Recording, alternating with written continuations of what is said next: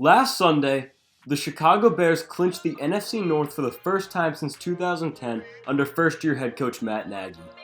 Now sure, this is a rise video, signifying that the Bears have been down on their luck recently. But the team hasn't always been bad. Before the NFL merger, they won 8 championships, but since then, they've only won 1 Super Bowl and lost another. The Bears as we know them today were founded by George Halas in 1922, when he changed their name from the Staleys to the Bears. To this day, the Bears are still in the Halas family, with his daughter, Virginia Halas McCaskey, being the owner as of today. But due to her old age, her sons and Halas' grandsons, Michael McCaskey and George McCaskey, have run the team with team president Ted Phillips. To see how the Bears achieve their current day success, let's look at the career path of the man we just discussed, Ted Phillips. Phillips joined the team in 1983 as the team's controller. 2 years after Phillips joined the team, in 1985, and although he didn't contribute much, the Bears won 15-1 and won Super Bowl 20. With the help of the Monsters of the Midway and Mike Ditka, they only allowed 10 points throughout their entire playoff run. That ended in a 46-10 beatdown of the Patriots in Super Bowl 20. As Ted's career ascended, the Bears faded.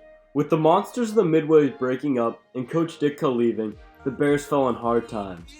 But as this was happening, Phillips had worked his way all the way up to team president by 1999, where the Bears were in the midst of another dreadful 6-10 year. Phillips finally corrected the Bears in 2004 with the hire of Lovie Smith.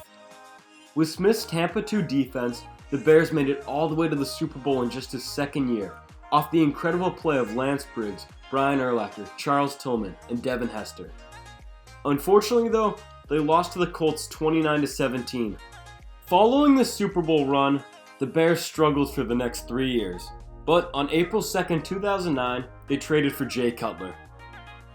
In 2010, the Bears finally achieved some success again, with guys such as Jay Cutler, Matt Forte, Johnny Knox, Greg Olson, Julius Peppers, Brian Urlacher, Lance Briggs, Tim Jennings, and Charles Tillman.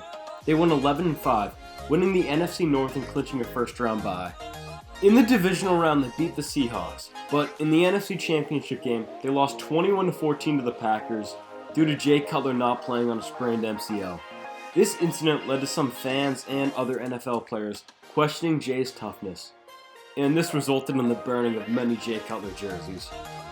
2 years later, after a 10-6 record in 2012, Phillips fired Lovie Smith and brought in offensive guru Mark Trestman to fix the team. Although on paper, the 2013 and 2014 Bears looked like an offensive juggernaut, with guys such as Alshon Jeffrey, Brandon Marshall, Matt Forte, and Jay Cutler, they could never really put it together and went 8-8 and 5-11 in those respective years.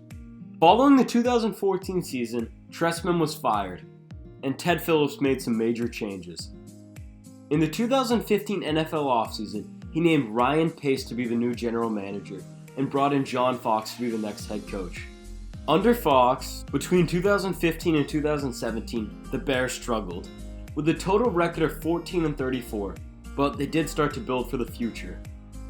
At the 2015 NFL Draft, they got Eddie Goldman and Adrian Amos. At the 2016 NFL Draft, they got Leonard Floyd, Cody Whitehair, and Jordan Howard. At the 2017 NFL Draft, they got Mitchell Trubisky, Eddie Jackson, and Tarik Cohen. In the 2018 NFL offseason, Pace and Phillips fired John Fox and hired Matt Nagy from the Kansas City Chiefs. At the 2018 NFL Draft, the Bears added key pieces in Roquan Smith and Anthony Miller. But the real addition came on September 2nd, when they traded for Khalil Mack from the Oakland Raiders, giving up 2 first-round draft picks. Shortly after trading for Khalil Mack, they gave him a huge contract extension. 6 years, $141 million, and $90 million guaranteed, making him the highest paid defensive player in NFL history. So far through 2018, the Bears have been killing it. On offense, Mitchell Trubisky has been lighting it up and even looks like a vanilla Cam Newton. The two-headed rushing attack of Jordan Howard and Tarik Cohen has been deadly. And Allen Robinson, Taylor Gabriel, and Anthony Miller have all been great at wide receiver. On defense, they look like the monsters of the Midway once again. They're currently ranked as the third best defense in the NFL, and they have the best duo in the league in Eddie Jackson and Adrian Amos. They have a very good corner in Kyle Fuller, the best linebacking core in the league with Roquan Smith, Danny Trevathan, and Khalil Mack, and good defensive linemen in Eddie Goldman and Akeem Hicks. Currently, as of Week 15, the Bears are 10-4, and who knows, but after beating the Rams last week, they could potentially finish as the number 2 seed if they win out. And although this may not be the year that the Bears win it all, I expect 1 to 2 Super Bowls out of them within the next 5 years. Alright guys, thanks for watching. Like the video, subscribe, and tell me down below who you think will win NFL MVP. Alright guys, see you in the next one.